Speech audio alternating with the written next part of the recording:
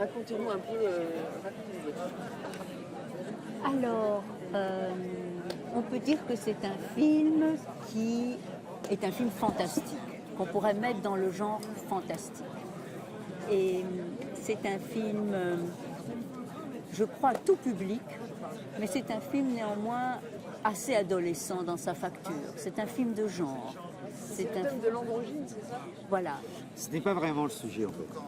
C'est un prétexte. L'androgyne, c'est un MacGuffin. Oui. Mais c'est un film où on s'ennuie pas, c'est le principal. C'est-à-dire que ça change beaucoup de registres. Mais moi, je trouve qu'au cinéma, on s'ennuie souvent. En fait. Là, on s'ennuie pas. C'est vraiment, c'est tellement, il y a tellement d'histoires qui se superposent. On ne sait jamais où ça va mener.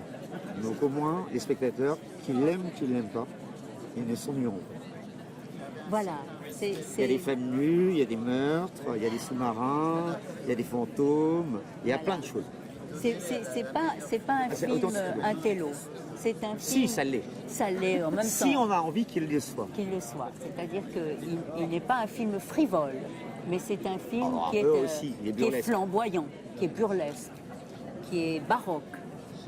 Et c'est des mélodrames à la Douglas Sirk, les prises de tête laganiennes de Hitchcock et les Charlots au Stade Olympique. C'est un joli mélange. Et derrière, Suspiria, c'est vraiment. Voilà. C'est très étrange. Ouais. Et c'est vrai que c'est un film aussi très musical. Nicolas a composé la musique. Nous avons fait un album ensemble et de nombreux concerts. Et le film est né de la musique. C'est un peu la musique qui a généré le film. Il y a un sujet, dirons-nous. Voilà. Oui, c'est le sens travers ce diptyque. Voilà. C'est un complément au disque. Voilà. Enfin, les deux ont une utilité dont on ne parlera pas. Parce que c'est à chaque spectateur, ça s'adresse beaucoup aux millennials, c'est-à-dire les gens qui sont nés avec Internet, parce que c'est une sorte de grande enquête qu'ils pourront mener à leur guise. Mais par contre, on n'est pas pervers, donc tout fait sens, et c'est aux gens de trouver, mais il y a plusieurs sens. Voilà. Il y a juste une question qu'on n'a pas résolue, et par contre, ça c'est à chacun de... Oui, mais je pense que les gens... La question est qui tue? Qui tue? Mais en même temps, je crois que si on observe bien le film... Nous, on a une théorie tous les deux, mais c'est pas celle de tout le monde. Alors, c'est laquelle? Je ne peux pas dire. Il faut voir le film. Mais je pense que il y a tout de même, parmi les gens qui ont vu le film, déjà 2-3 personnes... Non, parce que tous les acteurs, à un moment, même les figurants, qu'on n'appelle pas figurants, mais des acteurs muets, voilà. portent des gants noirs. Et je trouve que c'est des... Voilà. Les crimes sont des étranglements. Les crimes sont des étranglements. Et tout le monde porte des gants noirs. Voilà.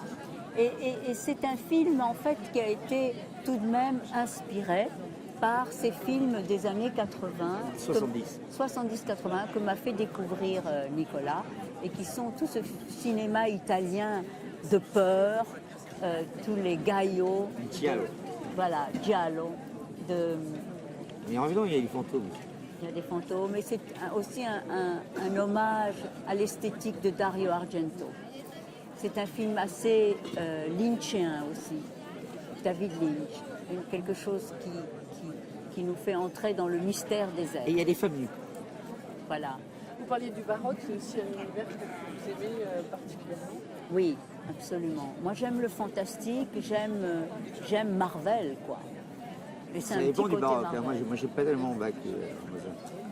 Alors lui il parle de la musique baroque. Handel, Bach, Mozart, Couperin. Moi je préfère même Handel à l'arrière, c'est tellement pompier que ça me fait rire. Oui, mais bon. Mais grâce à Nicolas, j'ai connu tous les débuts de Bowie, Joy Division, les Smiths, les Cure, tous ces personnages fulgurants du rock qui sont dans cette esthétique gothique noire. Et le film est tout de même là-dedans. Pour les gens qui connaissent un peu ce courant, en fait le film est l'équivalent d'un album de The Cure qui s'appelle Disintegration. Voilà. C'est inspiré, c'est ça qui vous a... Oui, c'est l'ambiance. C'est cette esthétique-là, c'est le romantisme noir. C'est un film qui fait un peu peur, qui est inquiétant. Et qui est très débile aussi.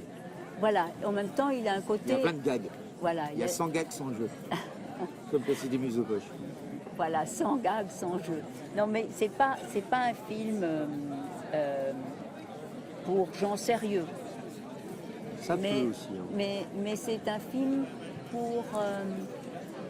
pour gens sensibles. Tu vois bien les espèces de poseurs en études nietzschéennes. Je suis sûr que tu as la bourre dessus. Oui, Non, parce plutôt que, lacanienne. parce que c'est quand même un film très psycho. C'est-à-dire, en réalité, la recherche de l'idéal amoureux. Et qu'est-ce qui fait que les gens sont attirés les uns par les autres? Qu'est-ce qui fait que le couple idéal qui formerait une entité qui s'appelle l'androgyne, le grand idéalisme platonicien de, comme on dit, j'ai trouvé ma moitié. Eh bien, les êtres sont perdus dans le monde et cherchent toujours leur moitié. Un savant fou croit avoir trouvé la manière de sentir quelle personne va être parfaitement faite pour l'autre. Voilà. Et c'est une sorte de personnage merveilleux joué par Michel Faux, qui est probablement notre plus grand acteur contemporain. Finalement, Génial. c'est presque une recherche sans fin, ça.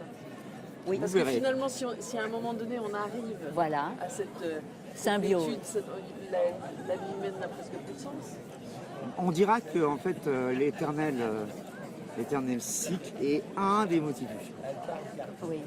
Le cycle éternel, entre les serpents qui cycle se font la queue, le robot. Et en réalité, les attirances dans la vie, on est toujours éternellement attiré par les mêmes personnes, qu'elles soient pour le bien ou pour le mal, mais on est éternellement joué à notre insu par nos forces.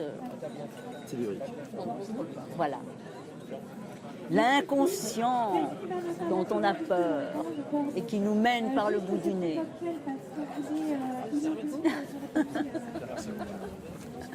Je vais aller voir ça.